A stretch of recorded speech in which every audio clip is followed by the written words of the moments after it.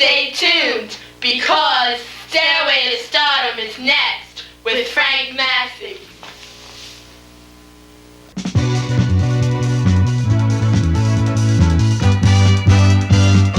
On the stairway to stardom, you see tomorrow starts today.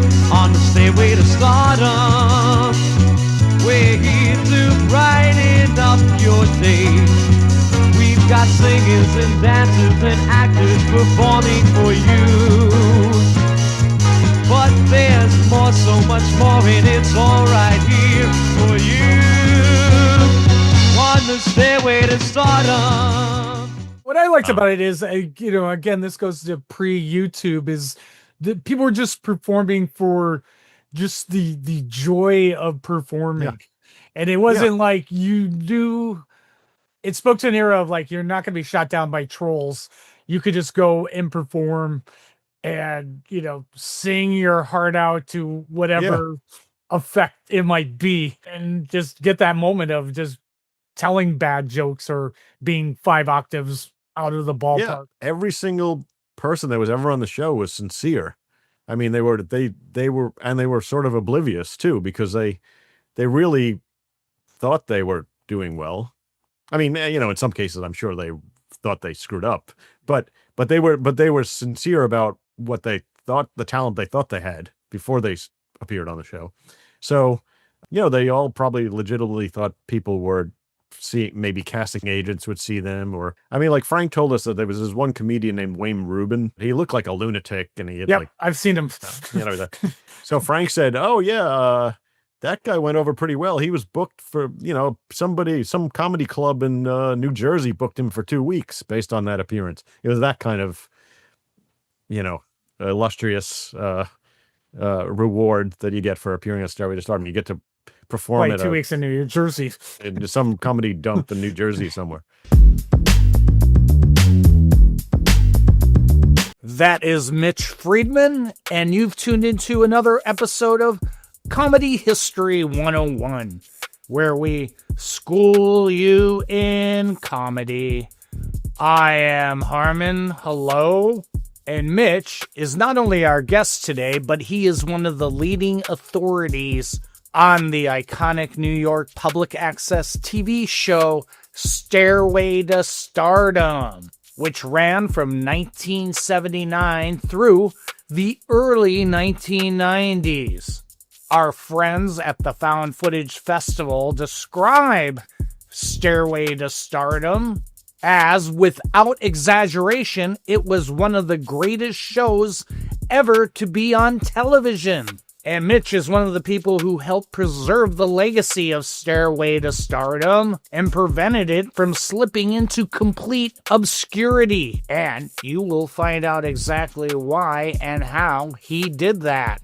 Now, if I were a hack, I would describe Stairway to Stardom as, it's a cross between Las Vegas and a David Lynch film. But I am not a hack, and won't describe it as such. Now, Stairway to Stardom first came on my radar when I was searching for video clips for my show, and this is also a slight plug, that 80s Improv Challenge, where I have 3 teams compete by creating scenes based on obscure videos from the 1980s.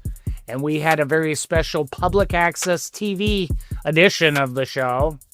And that's where I first came across the pure joy, which is Stairway to Stardom. I believe the very first clip I saw was Lola Perazzo doing her rendition of the Thriller dance. But Stairway to Stardom has legions of fans, stemming from Bjork to The Onion to, well, Comedy History 101. But before we jump into the episode, a few quick plugs. On Thursday, January 29th, 7 p.m. at the Players Theater, I'll be presenting my show, AI versus Human Roast Battle. Come out and see a human rapper take on a machine learning AI in a comedy roast battle of tomorrow. And on January 30th, 7 p.m. at the Red Room above the KGB bar in the Lower East Side. I'll be presenting my show Tale, NYC's finest storytelling. No hokey gimmicks, no dumb themes. Tale brings you the best in New York storytelling. And of course, on February 19th, that 80s Improv Challenge, 7 p.m. at Young Ethel's. That's the show where we frequently show clips from Stairway to Stardom, which always gets a beloved response. And if you want to find out more about my show dates, you can check out my site, HarmonLeon.com, or follow me on the social medias at HarmonLeon. Also, take some time to like, subscribe, comment, and you can do so on our site, ComedyHistory101.com, or on Instagram at ComedyHist101. And now, without further ado, You're stupid. Everybody's so stupid. I'm trying to use the phone! Excuse me! Comedy History 101. So when did the iconic and beloved show Stairway to Stardom first come on your radar? Well, it was around 1987-ish, I would say. A friend of mine named Erwin Chusid, who was a disc jockey on WFMU, used to do a part of his radio show called Incorrect Music. Actually, it started out as Atrocious Music, and then it became Incorrect Music. And he used to compile these cassette tapes. Half of them were like cover versions, famous songs done terribly, and the other stuff was just like original terrible songs that you've never heard of the artists. And on one of these original terrible songs tapes, there was just the audio from Evie Day's little commercial on Stairway to Stardom. If you have talent. I'm Evie Day, and when I'm working for Complete Entertainer, I come in contact with so many talented young people whose main ambition is to get into show business, be on TV. If you have talent, here's a golden opportunity for you. But it just said Stairway to Stardom commercial. It didn't say anything about what the show was. I had no idea who this woman was. I didn't even know it was a TV show. But I knew it was called Stairway to Stardom, and I knew it was something strange about it. And so that was when I first heard of it. And then it was like 3 years later, I was just sitting at home Saturday night watching Manhattan cable, and I just switched to whatever channel I usually switch to, and Stairway to Stardom just came on out of nowhere, and I was like, oh, okay, this is Stairway to Stardom. So it was the first time I saw it was maybe 3 years after I heard about it, but didn't know what it was. And what hooked you when on that very first episode? Who were the iconic performers? Everything, every second of that episode. Yeah, hooked me. maybe like both tell us about that, but also Okay. walk us through what a typical episode entails for those who aren't aware of Stairway to Stardom. Well, it was like a talent showcase. So the host of the show is this guy named Frank Massey, who is about 1'6", with the personality of that he was 90 feet tall. You know, he's a singer. He's like a lounge singer kind of guy, and he started the show originally so he could give himself an opportunity to perform on TV, but then it was revised to allow other people to come on. But he still hogged half the show with his songs. I don't know why I love you like I do. I don't know why I just do. I don't know why you thrill me like you do. I don't know why you just do.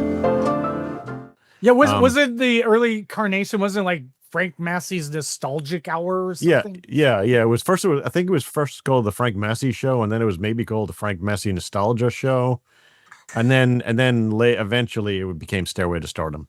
I don't know, maybe within a year or two. So essentially, the format of each show was there'd be a theme song. He would probably start the show with either the theme song or another song that he would, like some famous song from the 40s that he would botch, and then there would be performers come on, and that could be anywhere from little kid dancers to comedians to singers to even a magician every now and then.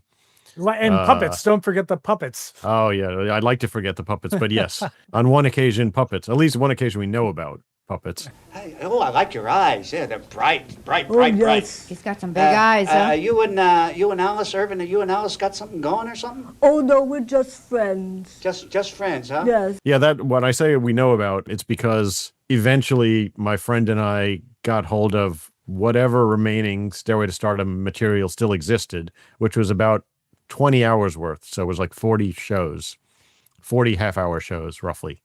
But when we asked Frank Massey, are these all of the, like, how many episodes did you ever do? And he goes, oh, we probably did 100 other episodes, but I recorded over them on these same tapes.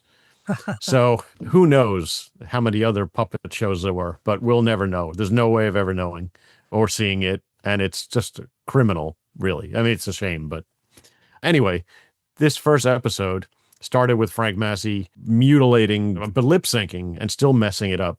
The Burt Bacharach, Hal David song, I'll Never Fall in Love Again, which was enough right there. I mean, I didn't even need to see anything else. And I already was like, this is the greatest, worst thing I've ever seen in my life. But then this first episode that I saw, which was not the first episode, but it was the first one I saw. Then it had Lucille Cataldo doing her song medley as a song called Hairdresser.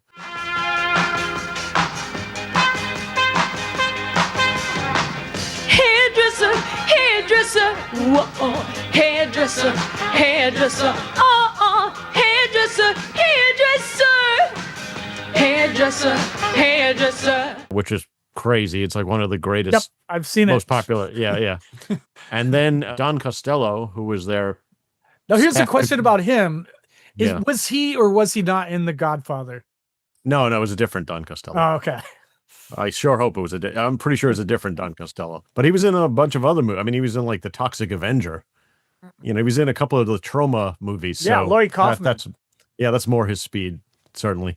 But so then Don Costello was another guest on this same episode, and he lip synced and did a very disturbing dance to Mana Mana from Sesame Street. And then following that was a comedian, and I used the air quotes, Al Villa, who essentially for 10 minutes did nothing but infuriate everybody that was watching him. No, it's good to say there's some more ugly folks here in the room besides myself. No kidding, there's some ugly folks here tonight. If you don't believe me, look next to you. It was not funny at all. It was just an egomaniac. And the great thing about the comedians on the show is they're performing for like three people. Three people, that the other people that are waiting to perform, or their parents. Yeah. That are, but the thing that I found out later on, I mean, initially we thought this guy is not funny at all. He was just like a jerk who thinks he's funny. And it was really kind of condescending humor, and it was about people being ugly, and it was just like mean-spirited. And I didn't find out for like 10 years that he was literally word for word doing a Red Fox album, including the stuff that Red Fox was saying to people that were, what's the word? The people in the audience were taunting him.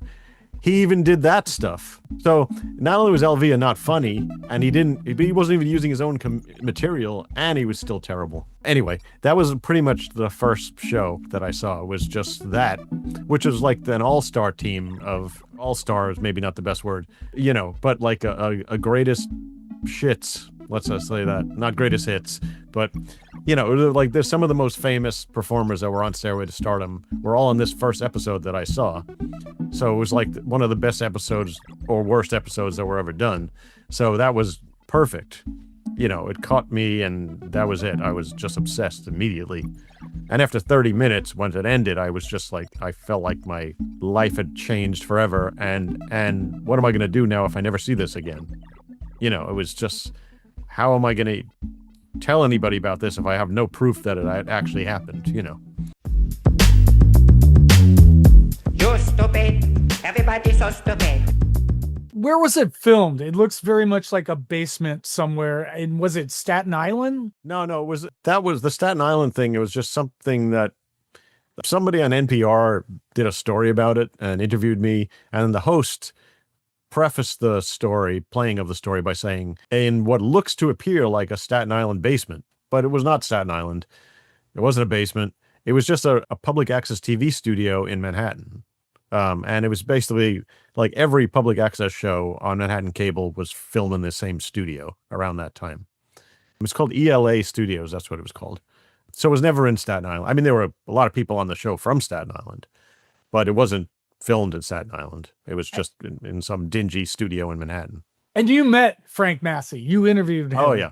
A few times. Well, first we met him because we contacted him. And when I say we, it's my friend Doug Miller and I. He gets equal blame for this, credit/blame for being obsessed with it. And, we were in this together. So we contacted him we were like, we got to get more of these episodes. If there are more of these, we have to have them.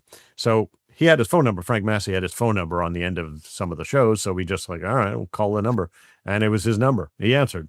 So we told him we lied that we were making a documentary about public access, because we were both film editors at the time, assistant film editors. That was our job. So it wasn't that far much of a lie, except for the fact that we weren't making a documentary. We just wanted to see more Stairway to Stardom. But we told Frank we were making this documentary. We were big fans of his show. And if he had any other episodes other than the 2 or 3 that we saw, could we see them? And he's like, yeah, come over to my house. I'll see what I have here. And then when we got there, he told us, I found these 20 hours of stuff. And we asked if we could borrow half of them first, just for screening purposes, of course. Yeah. But we immediately went home and dubbed every second of every one of them, And what year was this? Was it like way before YouTube or? Oh, yeah. It was like 91. Oh, maybe. okay. All right. YouTube wasn't maybe even 90. Maybe even 90. I don't even know. But yeah, it wasn't any later than 91. And so we borrowed the first half. We copied them. Our jaws were hanging open, everything that we saw. And then we went back like a month later or so to interview him and also to get the other half of the tapes. And we felt like we probably felt a little guilty because we had lied to him and we were dubbing the tapes and we didn't ask. But, so the second time when we went back to get the rest of the tapes and interview him, we took the edge off by giving him $100 and a dozen cannolis. And he was very excited about the cannolis and thought we were very generous. So, all right. We got the rest of the tapes and dubbed those, but we did the interview that day, and which can be seen on the YouTube channel. It's there somewhere, the full 45-minute thing. And back in the day, was it popular, or was it just kind of this thing like popular? People would talk about it, like, just weird, pre-YouTube public access TV? Like, would people be recognized from the show, or? Oh, I don't know about that. Yeah, I mean, apparently it was pretty popular, whatever popular means, in the 80s for people that lived in Manhattan and had cable. I mean, it was, it was like a train wreck every week, and people would tune in because they just couldn't believe what they were seeing. So it was popular in that sense, but there were very few people that were ever on the show that ever took that stairway to stardom, as they. Yeah, I mean, there were like 3. There were like 3 people, let's say. I think I found one guy. He was like a teenage comedian and went on to be a comedy writer. Yeah. Well, I wouldn't even say he's famous, but I mean, yeah, he was successful. I mean, at least worked in show business. Yeah. Post Stairway to Stardom. He's still at it. He's still a comedy writer. He seems well adjusted and normal. So, but there was one guy there was like a teenage kind of dancer, choreographer guy, and he became like a Tony Award winning Broadway choreographer. So he has a legitimate fame and awards. He's a legitimate talent. And then there was this other woman named Precious Taft who did this she didn't write the monologue, but she performed this disturbed monologue by Langston Hughes. It was from one of his books. And it ends with her threatening to smash a baby's head against a goddamn radiator or something, So it was part of the monologue. Oh, right, it wasn't right. it wasn't the monologue's over. And then no, threats came. Well, there might have been people that were worried, but anyway, she was like an actress, and then she also sang the Minnie Riperton song "Lovin' You," which is famous for that like ear-piercingly high-pitched part that like only dogs could hear in the original recording. She didn't even attempt that. She just went like 8 octaves lower for that part. So, but anyway, I didn't even know this until like last year.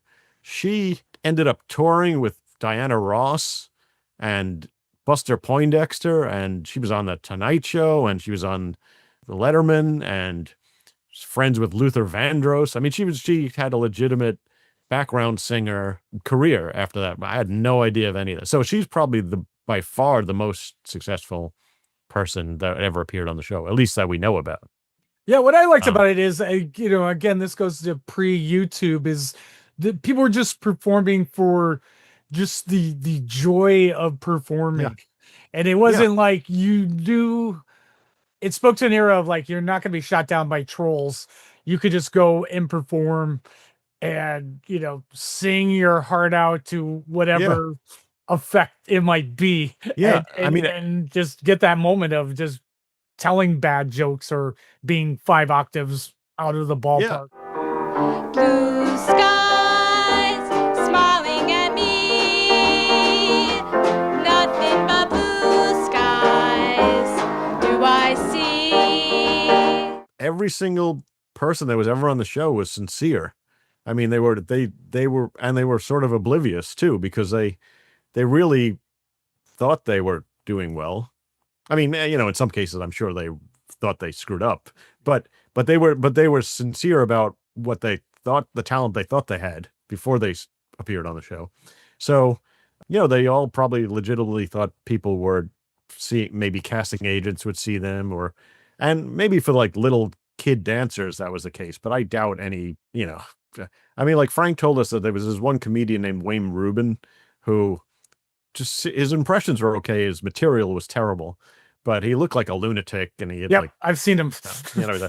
So Frank said, "Oh yeah, that guy went over pretty well. He was booked for, some comedy club in New Jersey booked him for 2 weeks based on that appearance." It was that kind of, illustrious reward that you get for appearing on Stairway to Stardom. You get to perform like 2 weeks in New Jersey, in some comedy dump in New Jersey somewhere. But so that was, and Frank was ambitious in his way too, because he wanted people to see him, and he was a nightclub performer. And what kind of venues did he play in New York? Like where are those venues? Just Torch Song kind of places? No, just like little piano bars. Right. He kept referring to some place called McGillicuddy's, but I don't know any. I mean, I imagine it's just like a little bar restaurant type place, or I've never heard of it. I don't even think I've ever even looked it up. I don't know if that's an oversight on my part. I should have looked that one up. But yeah, he just little crappy venues like that, or I don't even know. I mean, where Frank would have performed, but yeah. And did you get a chance to meet any of the performers? Like, did you meet Horowitz and Spector at any? No, we didn't meet them. Something's rotten in Transylvania. My baby doesn't bite me anymore. Something's rotten in Transylvania. He doesn't give me fang the way he did before. But I looked them up. Like, she's still playing some sort of. Oh yeah, I guess that she was sort of had a It was career, the Transylvania song. Yeah. Well, in 2006, I think it was 2006, Doug and I put together this box set, DVD box set of all of our compilations, Stairway to Stardom compilations and bonus material, whatever. It was just like collecting it all into DVDs. And we weren't selling them. We were just copying them for friends. We never made a penny off of any of this. We never tried to, and we never would, because it wasn't our show. We just were fans that were determined to get every second of it that still existed. But so in 2006, we made this box set, but then a friend of ours had this idea of putting on like an event in Williamsburg, Brooklyn. And it was like a room. It was a restaurant. It was like a kind of what's the term? Dinner theater? A hipster restaurant, right. Williamsburg, which probably every restaurant in Williamsburg is probably a hipster restaurant. But at this point, they had a back room where they would be performances. So I made these couple of half hour compilations of clips, and people, seated in the round and the things were projected on the screen. But we also had Jimmy Schwartzman, who was somebody that was on Stairway to Stardom, who was this singer with this enormous mouth. Come to the cabaret, old chum. Come to the cabaret. Come taste the wine. Come hear the band. Like, his mouth was like the size of his normal person's head. And he had a loud, brassy voice, and he sang cabaret. He looked like a Far Side character, from the Far Side comic strip. And then we also had All the King's Men, who was this sort of wedding bar mitzvah band kind of guys. And they were on the show several times, and they performed Neil Diamond's America, Coming to America, whatever it's called. I think it's just called America. And we had them perform and they also did the Stairway to Stardom theme song, the second theme song, the disco-y one. They wrote that. And the recording is what you hear at the beginning of the later episodes. So they performed that song and a couple others. And then Jimmy Schwartzman sang cabaret with them at this whole event. So I met those two. But did I ever meet anybody? I don't think I ever met anybody else. I've spoken with a few other people, but I don't think I've ever met anybody else. Oh, that's not true. I met Lucille Cataldo completely randomly on the street one day in Brooklyn, which was crazy because you just don't expect that to happen. But I just was waiting on a sidewalk outside of a sushi restaurant that I had ordered from. I just felt like standing around outside. It was like, I don't know, it was like the summer or something. So I said, oh, just come out and get me when it's ready and I'll, come back in and pay for it. So I was just standing around on the sidewalk. And there was an empty parking spot right in front of me. And this car comes down the street and pulls right in, like 2 feet away from me. I have a good attention to detail. I noticed like celebrities from 3 blocks away. And once again, what was her shtick on the show? Hairdresser, hairdresser, oh, hairdresser, hairdresser. Oh, she was the hairdresser. Oh, the hairdresser song. Okay, got it. Yeah. Yeah. So this car pulls in and I was like, wait a second. I think that's Lucille. I know that's Lucille Cataldo. I mean, she's like 2 feet away from me. So he got out of the car and walked away across the street the other way and to do shopping for groceries or whatever. And when she was coming back, I was like, okay, I have to. I'll never forgive myself if I don't say something. I have to. So I said, excuse me, I don't mean to, alarm you or whatever, but are you Lucille Cataldo? And of course I knew the answer. And she's like, yeah, how did you know that? And I said, well, my friend and I are big fans of Stairway to Stardom, and we remembered you were on these. Oh my God, that was 20 years ago. Oh, wow. So it was 20 years. It was like 1998. And she was on the show for the last time, probably 1984. So it wasn't 20 years, but it was quite a while. So anyway, before she got freaked out a little bit because it was like, why would this random person recognize me for any reason? But certainly for Stairway to Stardom, that isn't even current.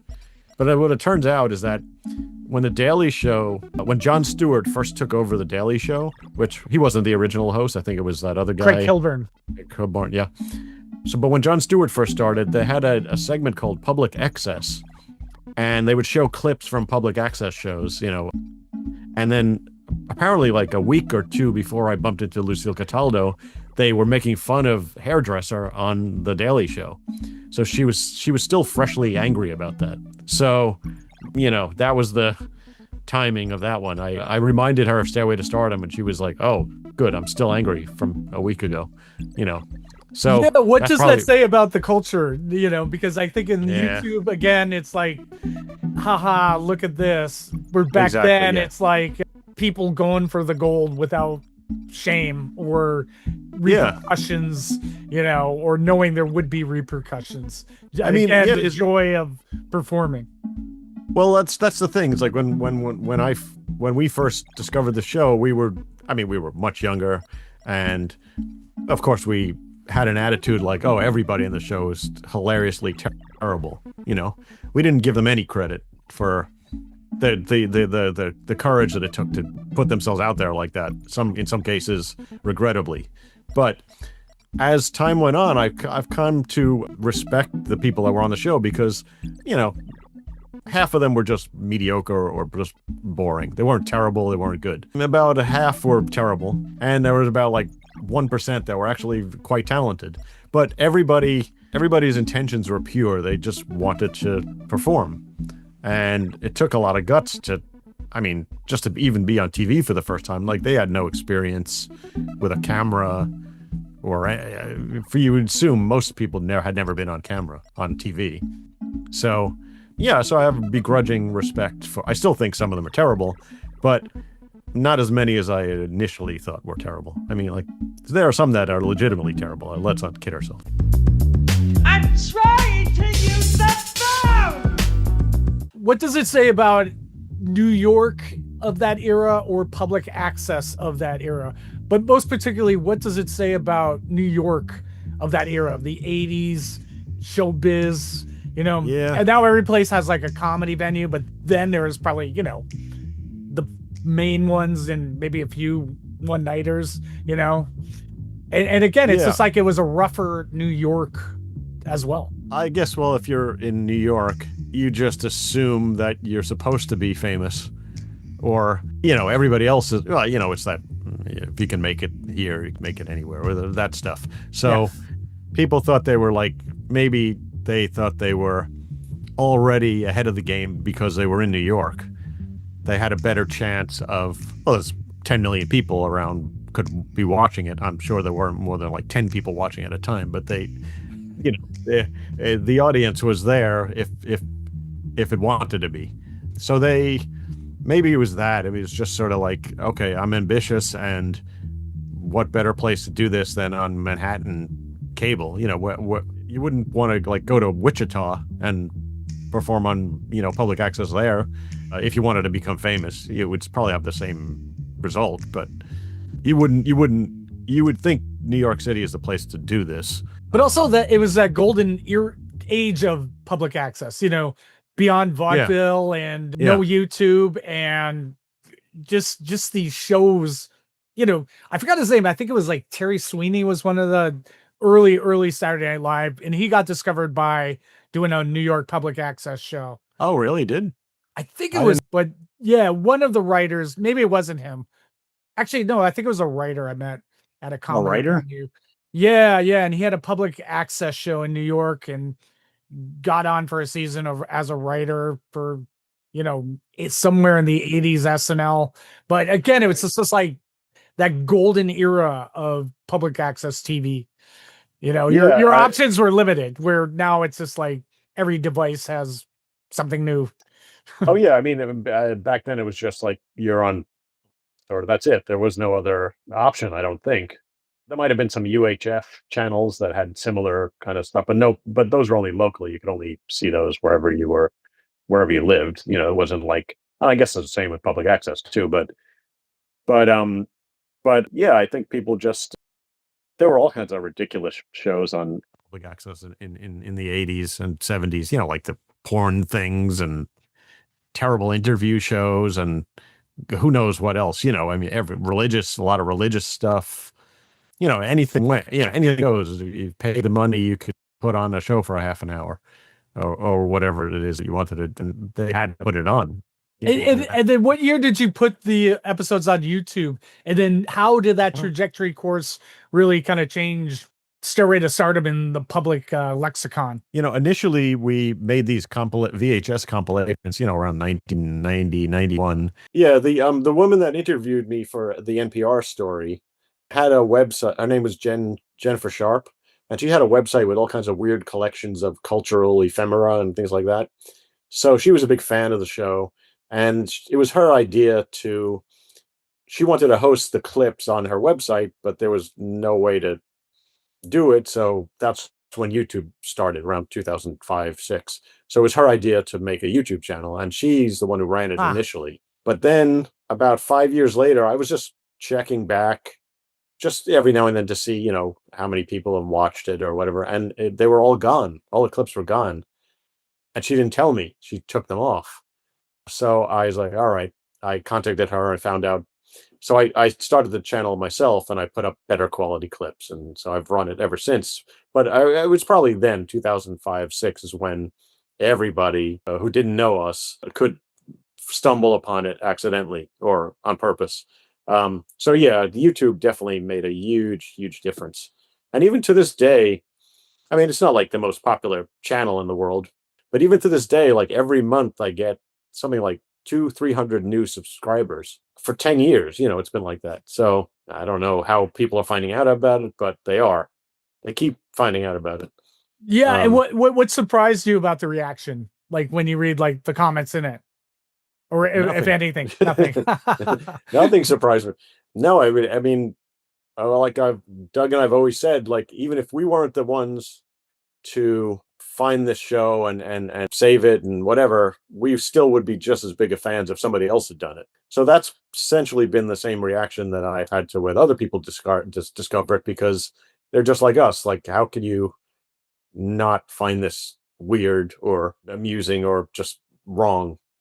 Everybody seems to like it for the same reason that we did. And I'm sure there are people now who possibly know more about it than we do, because I've uploaded every second of every single existing episode. So there are people that have all the same stuff that we have and have probably memorized it more than I have, So, and that wouldn't surprise me either, because... Do you think it would have been lost to history if it wasn't for you and Doug? Oh, definitely lost to history, because there were only like, 2 or 3 episodes they were showing, and then they just stopped completely. And there's no way they was ever going to come back. And the only copies that existed were just like people that maybe had taped it off of public access, but we didn't know who any of those people were or how many there were or anything. So yeah, if we hadn't been disturbed and obsessed and deceptive, yeah, I don't think anybody would have any record of it. Nobody would be able to watch it because it wouldn't exist anywhere. And through your whole Stairway to Stardom journey, what is the most surprising thing you learned about Stairway to Stardom? Either about the show or Frank? Well, there's been like some celebrities are fans, which isn't surprising, but it's just surprising that who these celebrities are. That, like, how did these people even know? Like, Bjork is a huge Stairway to Stardom fan. I guess the term would be outsider art, art just made in a bubble without, again, TikTok comments and just doing it to do it, Yeah, it's what surprised me is that I think the thing that surprised me the most is that nobody was aware of how they came across. Still, I mean, especially Frank Massey, he had no idea. I mean, he really he knew that a lot of people liked the show, but he had no idea why they really liked the show. And we weren't going to tell him. We didn't want to insult him by saying, "Oh, they're laughing at you." He just thought people legitimately liked the performers, and we even gave him a copy of the box set, the DVD box set that we made, and those were just our compilations, and there wasn't anything good on any of those. I mean, those were like the most bizarre, bad performers that we weren't showcasing the good people, if there were any. With that said, who would be on your Stairway to Stardom Mount Rushmore? For good or bad? I'll just leave that open ended. I mean, would it be Lola Perazzo and Thriller? As one of those. Who now I think lives in Staten Island and is like a Reiki healer or something. Oh, is she? Yeah, I don't know. As according to my Google search. Yeah, that could be right. Well, yeah, I mean, there are certain performers that we like, but we're more obsessed with like the little subtle moments from clips that where things get screwed up, or it's like the little technical problems, or like the camera's just on the wall for some reason while the performers like the dissolves go on, like the video dissolves go on for like 5 minutes. Where I hear the music, close my eyes, feel the ring. Stuff like that, or like there's this guy named Bob Johnson who's like this generic lounge singer kind of guy. He looks ridiculous. He's in a purple, like a maroon tuxedo, and he lip syncs on the show, but he was going to lip sync to some recording that he made of Under the Boardwalk and Stand By Me. And he said, so he starts with, this is recorded with my group, and then you hear the backing track start up, and he's going to lip sync because it's a low quality recording, but his microphone was still on. And so the very first 3 words, he starts to sing and then catches himself, like because he realizes he's not supposed to be making any sound. He's supposed to be lip syncing. It's those little, like kind of little moments like that that I love. So those are my Mount Rushmore things, like this sort of the strange little mess ups and subtleties, but being an editor, I'm like always fixated on the minutia of things. So that's probably why I notice that stuff, because I just can't help it.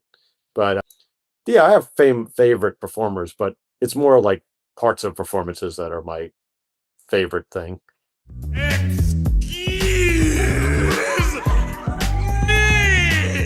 So what do you think Stairway to Stardom's place is in comedy history, being this podcast is Comedy History 101? Comedy history? Well, Alvia definitely or just showbiz history. Well, oddly enough, it was the precursor to Star Search. Metro Media, which was a network that originally put on Star Search, they heard about Stairway to Stardom, and they asked for a copy of the tape from Frank Massey. And then like a year later, Star Search was created.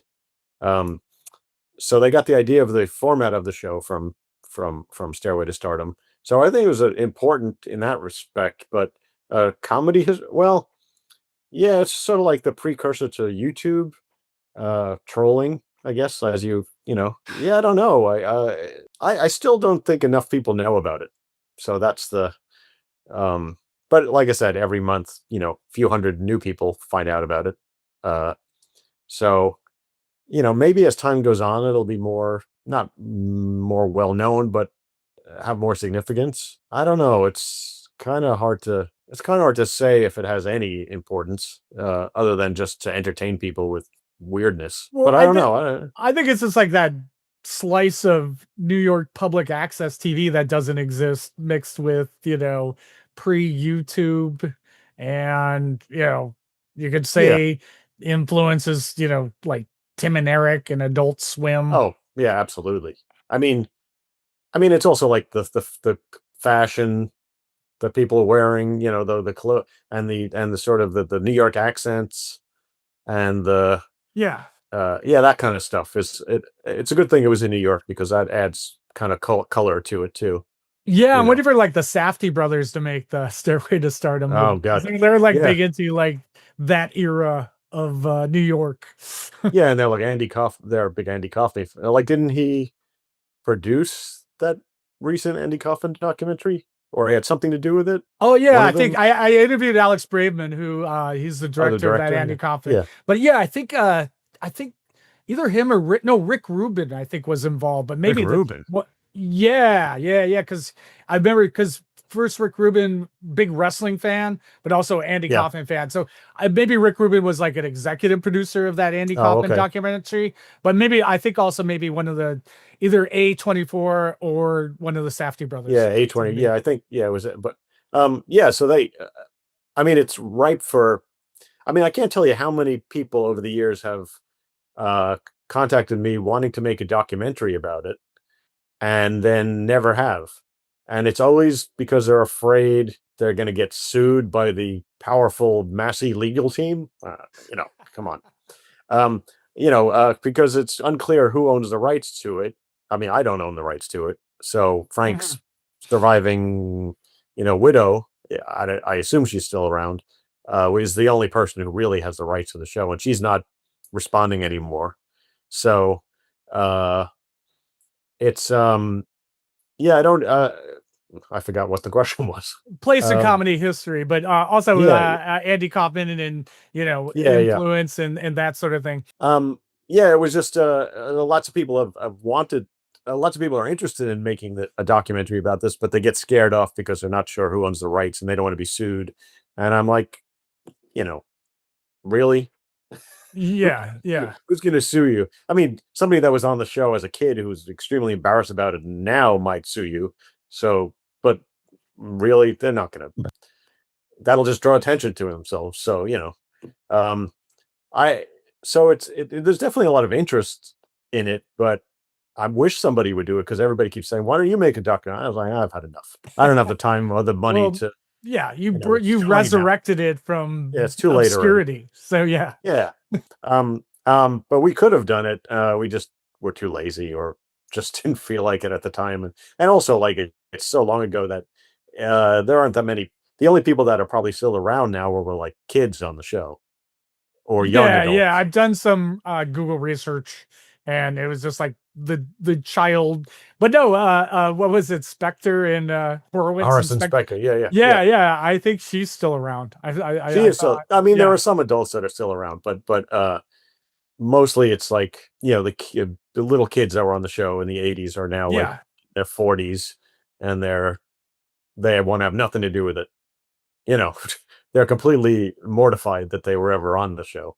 Yeah, and I think so I heard you say, like, in another interview, that the Sweeney's, was it the Sweeney sisters? yeah, yeah. SNL inspired by Horowitz and Spectre, I mean, or it seems ish could it be a seems that yeah. way. I mean, it would be like if they're not inspired by it, it's a really strange coincidence because it's almost exactly the same.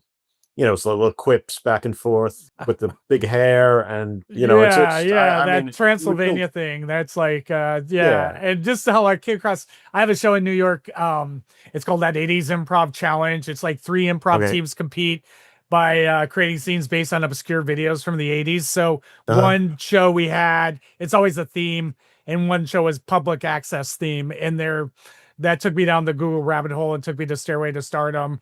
And then ever since, doing that show, when I put a Stairway to Stardom clip, it's always a big crowd pleaser. Well, this is completely off the subject, but I think, in my opinion, the worst video of the '80s, and there are probably a lot of terrible videos in the '80s. The worst one, maybe the worst song and video, is the David Bowie Mick Jagger cover of "Dancing in the Street." Have you seen that one?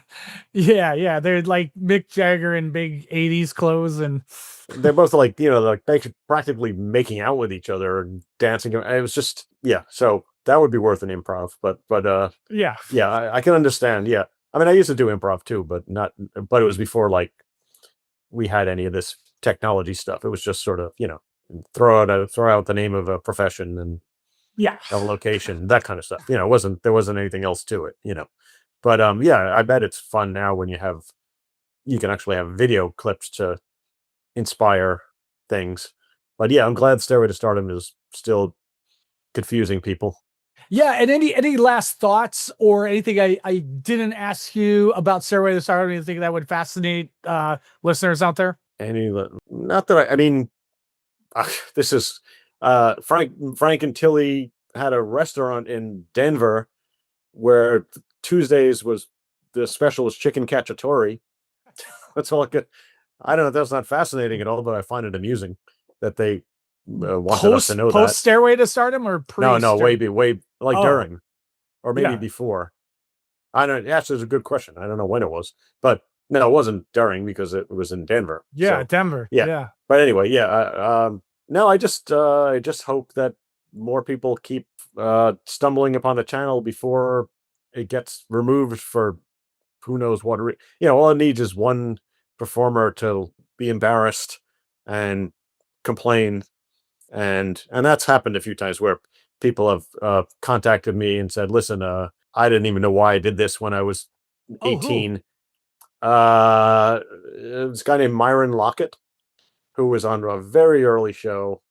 He was this young African American kid that with a ridiculously deep voice, just like almost like a joke of a deep voice. Like you wouldn't think it would come out of him. Yeah. And he sang a couple of songs, and he was just mortified. But decades later, he's mortified by finding it on YouTube. Yeah, just and own it. He says he's like, I've been depressed and I've been in bed for like a month, depressed about this. So can you please remove it? Stuff like that. So okay. So I did remove it, or at least I didn't remove the clip, but I removed his name from it so that nobody could search it and find him. Right. But still, that happens every now and then where somebody will be like, "Oh God, where I forgot I did this. Let me get this taken away before anybody else sees it." But it doesn't happen that often, and most people are just sort of laughing about what they did so long ago. But not everybody, but most people. So, and where can people find the clips and anything else you would like to plug? You can find the clips on YouTube. It's a Stairway to Stardom channel. Anything else I'd want to plug? Could that include wanting to punch somebody in the mouth? Does that count as a plug? Yeah, absolutely. No, I don't want to. I don't want to say it then. But no, I mean, I've written a couple of books. I have like 8 albums worth of original songs. But as like I said to other people in the past, I've done all this original stuff. I edited TV shows for 30 years. And the only thing I'm known for is Stairway to Stardom. So I guess I want to plug anything other than Stairway to Stardom that I had anything to do with, but nobody cares. So there's no point. It's all there if you want to find it or not. But yeah, as long as people keep watching Stairway to Stardom, I'm happy with that. Even though, don't blame me for it, but blame us for resurrecting it, but don't blame us for it existing. That's kind of my approach.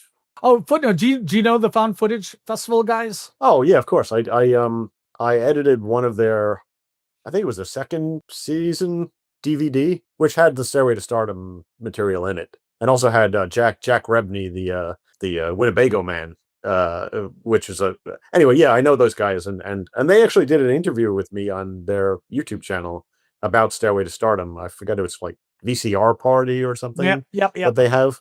Yeah, there's a whole interview with me about Stairway to Stardom from like, I don't know, during the pandemic sometime, maybe 5 years ago.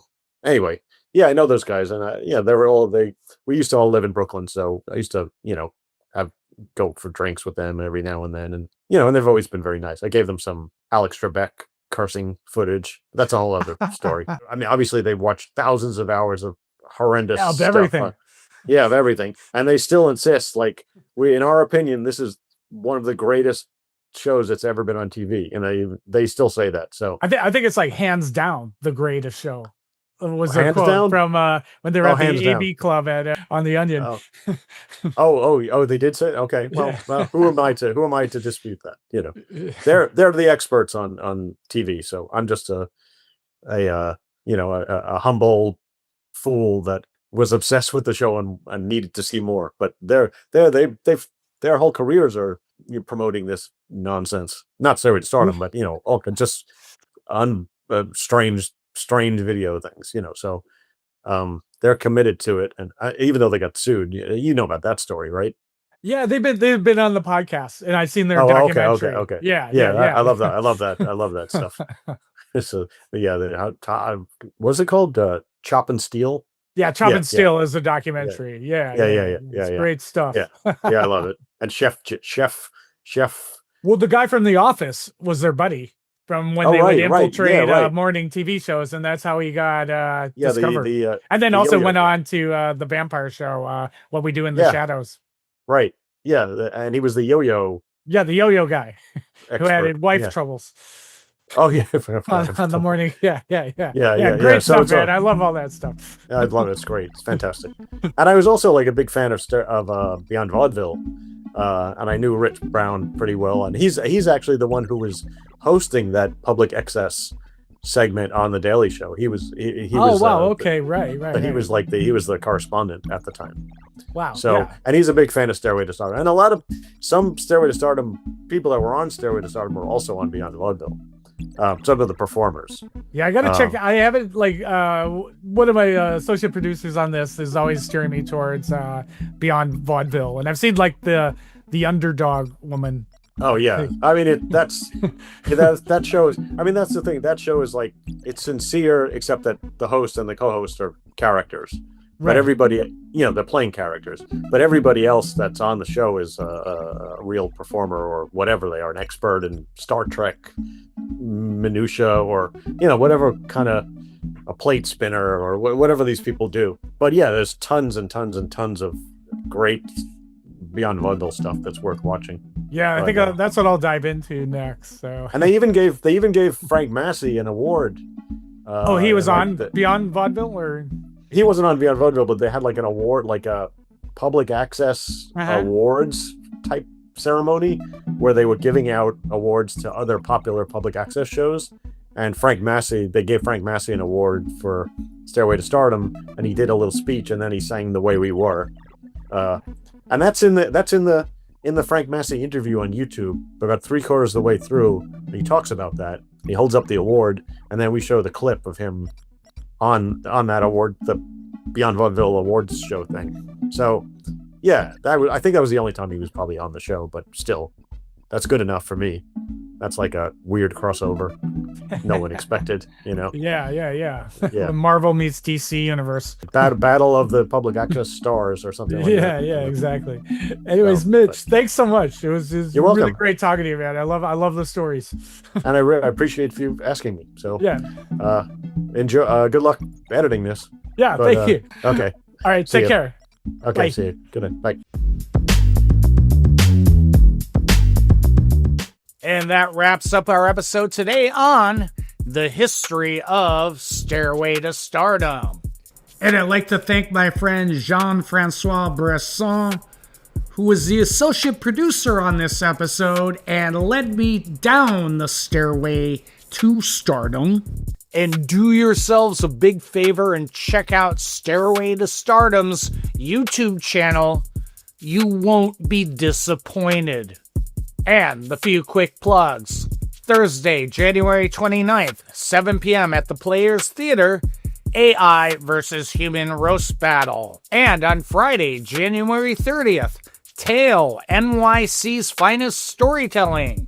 No hokey gimmicks, no dumb themes. Tale brings you the best in New York storytelling. And of course, on Thursday, February 19th, 7 p.m. at Young Ethel's in Park Slope, that 80s Improv Challenge. And you can find out all about my show dates on my site, harmonleon.com, or on social media at harmonleon.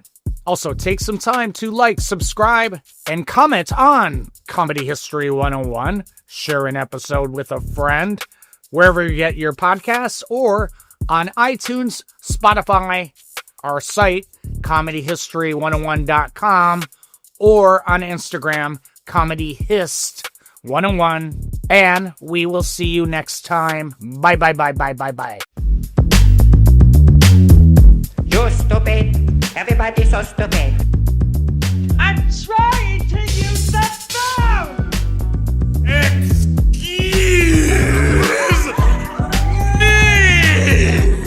Comedy History 101.